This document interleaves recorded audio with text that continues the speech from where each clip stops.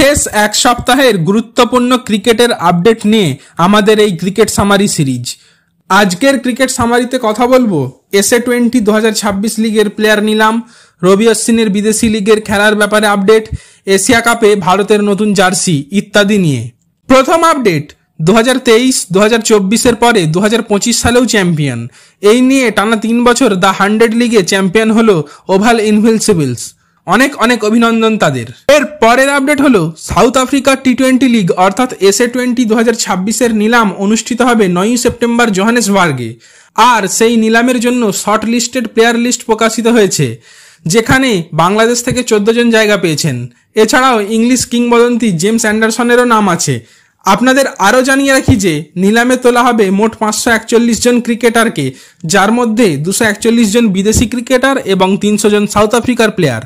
তবে নিলামে সর্বোচ্চ বিক্রি হবেন 25 জন বিদেশি ক্রিকেটার আর সর্বোচ্চ 59 জন সাউথ আফ্রিকার প্লেয়ার বিক্রি হবেন।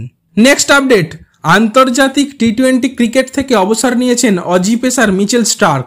ওডিআই এবং টেস্ট ক্রিকেটে মনোনিবেশ করবেন বলেই এই সিদ্ধান্ত নিয়েছেন তিনি। এর পরের খবর হলো IL T20 নিলামের জন্য নিজের নাম পাঠিয়েছেন রবি অশ্বিন। একথা তিনি নিজেই জানিয়েছেন। তিনি বলেন, আমি IL T20 নিলামের জন্য আমার নাম পাঠিয়েছি, আশা করি আমার একজন ক্রেতা পাবো। শুধু তাই নয়, বরং আসন্ন বিগ ব্যাশ লিগ মরশুমেই প্রথম হাই প্রোফাইল ভারতীয় প্লেয়ার হিসেবে খেলতে দেখা যেতে পারে রবিচন্দ্রন অশ্বিনকে। ক্রিকেট অস্ট্রেলিয়ার সিইও টড গ্রিনবার্গ বর্তমানে অশ্বিনের সঙ্গে আলোচনা চালাচ্ছেন, যাতে ভারতীয় এই তারকা স্পিনারকে BBL এ খেলানোর সম্ভাবনা তৈরি হয়। আলোচনাগুলো শুরু হয়েছিল অশ্বিনের IPL অবসরের ঘোষণার পরপরই, যখন গ্রিনবার্গ সরাসরি অশ্বিনের সঙ্গে যোগাযোগ করেন। এর পরের খবর হলো ওডিআই ইতিহাসের প্রথম ব্যাটসম্যান হিসেবে কেরিয়ারের প্রথম 5টি ওয়ানডেতেই 50+ রানের ইনিংস খেললেন 26 বছর বয়সী প্রোটিয়া ব্যাটসম্যান ম্যাথু ব্রিডস্কি। এটা একটা বিশ্ব রেকর্ড।